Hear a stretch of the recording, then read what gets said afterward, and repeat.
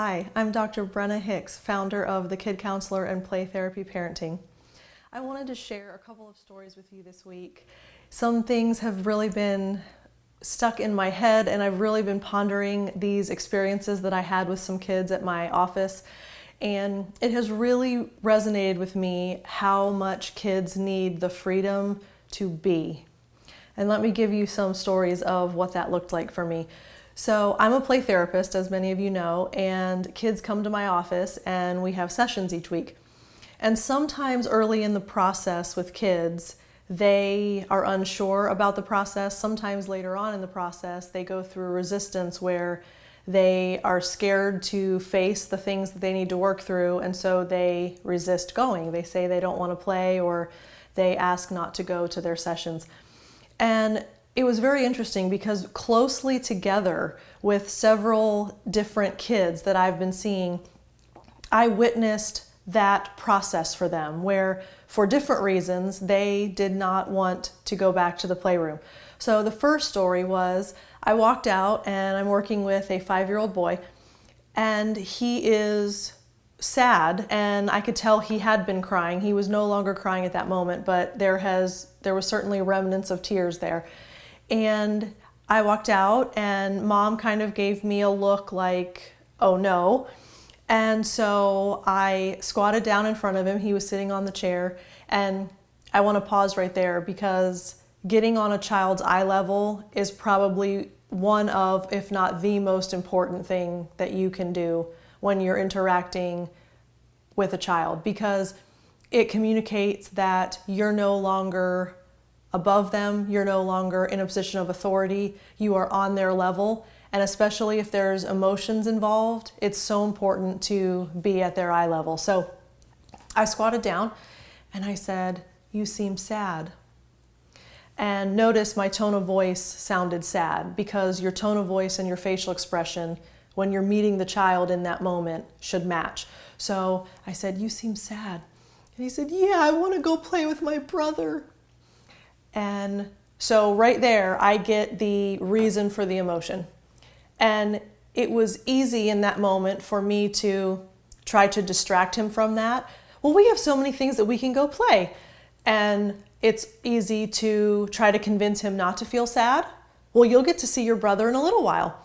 And those are the typical responses that kids receive when they are resisting something.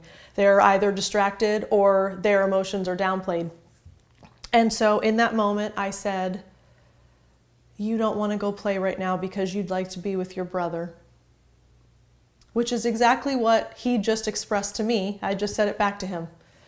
And he nodded and looked at me, and I waited a moment, and then I said, "I wonder if you'd like to go play for a little bit, and then you can go see your brother when we're all done playing." And he said, "Okay," and walked up and started walking back to the playroom. And that struck me as a moment where I validated his feelings, I acknowledged what he was expressing, and then gave him a choice. "I wonder if you'd like to go do this." I didn't force him. I didn't expect him to. I just offered. And he said, "Okay." And what's interesting is later, when I met with Mom several weeks after that, she said, "You walked back to the playroom and I called my mom and I said, I just witnessed a miracle." And she could not believe it, because what would happen at home is he would get upset about something and she would try to push and try to insist that he did something, and it would escalate. And he would get mad and he would lose control and he would yell and he would behaviorally act out, emotionally act out, and then she would escalate. And it usually ended up erupting into this big conflict at home. And she said, "I literally had to call my mom because I could not believe that that's what happened." And he just calmly walked off to the playroom. So that was the first story. And that was probably several weeks before this one that I'm going to share now. So I'm working with an older boy at this point. I think he's 8. And he is a very nervous and anxious child. And he was very, very fearful. This was week 1. He had never met me, never played with me, and Mom says, "You're going to go play with Miss Brenna." And he showed up and was scared to death. And I walked into the lobby and he's hiding under the chair, and mom's trying to get him to come out, and I'm trying to introduce myself, and he's saying, I don't want to go play with you. You're weird. I don't want to be here. Can I just go to school? And, making all these excuses for how he just wanted to escape. And so I think it was probably at least 15 minutes before he even decided he wanted to walk back and look at the playrooms. And notice that I said 15 minutes because I didn't force him to. He's there for an hour, but he wasn't ready to go back at the start of the hour. So I sat in the lobby and I kept reflecting feelings. You're not sure that you want to go play. You don't know me, and it doesn't feel safe to go back and play with a stranger. You'd rather just go to school instead of come play. So everything he's saying and everything he's expressing emotionally, I'm trying to mirror that and express back to him. So that meets him where he is. And I'm not setting an expectation of anything other than you can just be. You can be worried. You can be confused. You can be sad. You can be angry. You can be whatever you are. It's okay to just be. So 15 or so minutes go by. He decides to come back to the room and he starts exploring some of the toys. And eventually he ended up playing. And so for the last, I would say 30 or so minutes, he actually played, and I was in, traditional therapy sense at that point. And then one of the standard things that we do at the end of a play session is the child gets to choose a snack. So we wrap up the session. Oh, and I forgot to mention, when I gave him the 5-minute warning, I always tell kids we have 5 minutes left. He went, really? Time flies when you're having fun. And that was such an amazing comment for a child who didn't even want to come back and play. So, but again, he wasn't forced to. It was on his own timing. It was on his own comfort level. And he made the decision to come back and play. So we go into the kitchen to get a snack, and he's eating his cookie. And as he takes a bite of the cookie, he says to me, I really like this. And I, of course, thought he meant he liked the cookie. So I said, oh, you really like the cookie for a snack? And he said, no, I mean this. And kind of referenced my office and the play process and coming to play with me. And I said, you decided that you do like it after all, even though it was scary at the beginning. And that was such a significant moment for both of us, because not only did he acknowledge, I like this, even though I wasn't sure about it, which that takes a lot of courage for a child to admit that I had a misperception of what this was going to be. But it was a huge moment for me to realize that he came to that conclusion on his own because I didn't push and demand and require that he do what I wanted him to do. I would have wanted him to be excited to come play. I would have wanted him to be really happy that he got to play for an hour. I would have wished that he wouldn't have been scared. I would have wished lots of things. And unfortunately, a lot of times kids are pushed by adults in their lives to do things, largely often because we as adults know that it's good for them, or know that they need to do it, or know that they'll be okay.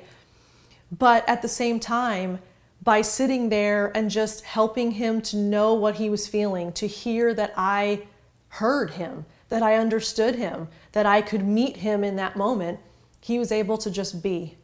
And obviously there are times when kids have to do what's expected in the moment. If it's a safety issue, if it's a schedule issue, sometimes there isn't the liberty to sit down and let them be and experience what those feelings and emotions are. But oftentimes we do have that opportunity and we miss them.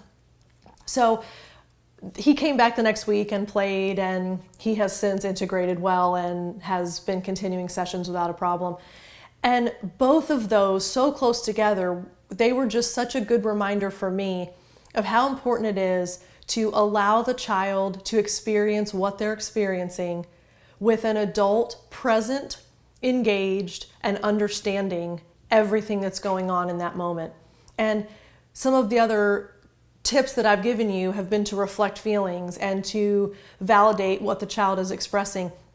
That's why it's so important, because we don't need to solve the problem for a child. We don't need to convince them to think or feel something different. For example, I had a parent tell me that their child came home and said, "I have no friends at school." And so my response was, "Well, I wonder what you responded." And the mom said, I said, "That's not true. You have so-and-so as your friend and so-and-so as your friend, and you know that so-and-so really likes you. They play with you all the time." And they went on for all the reasons why the child had lots of friends. And those are probably all true. The child probably does have friends. But I said, "I wonder what your child would have thought if you would have said, 'You feel really lonely sometimes at school.'" And the mom just looked at me and said, "Oh my gosh, that would have been the right thing to say." And I said, "Well, I don't know that it was the right thing to say, but it was the thing to say that communicated, I get it. I genuinely, truly understand what it feels like to feel like I don't have friends. And that's lonely, and it's sad, and that's okay." Because we have a tendency to try to change their mind or make them think something different or solve the problem for them or give them a different perspective. And all of those have their place, but really in the moment, the child feels the most understood and cared for when an adult just lets them sit in that experience and sit in that feeling until they are able to work through it on their own. So I hope that encourages you as you're with children this week.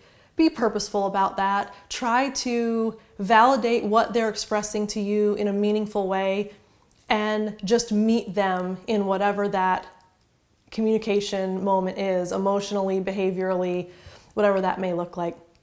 Don't forget, please like me on Facebook, sign up for my email newsletter, and subscribe to my podcast on iTunes so that you will not miss any information from me. You'll get parenting tips and play therapy principles and some other stories as I think that they're helpful to you. So thanks for watching, and I'll see you again soon.